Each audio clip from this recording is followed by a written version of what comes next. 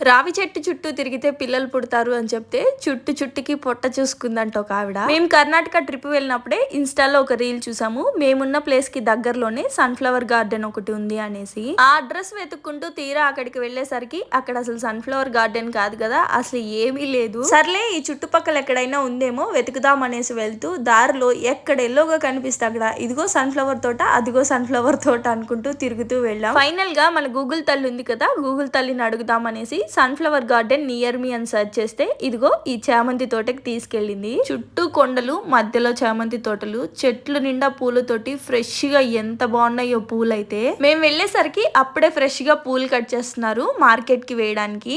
వాళ్ళు కట్ చేస్తున్నారు చూసారా, దాన్ని మీరేమంటారు? ఇదిగో ఇదే, మేమైతే కొడవలి అంటాము. ఇంటి ముందు చెట్టుకి 1-2 పువ్వులు చూస్తేనే చేతులు ఊరుకోవు. ఇంత పెద్ద తోటకు వెళ్ళిన తర్వాత కామ్గా వస్తామా? ఒక 4-5 పువ్వులు తెచ్చేసి కారులో దేవుడికి ఇలా పెట్టేశా.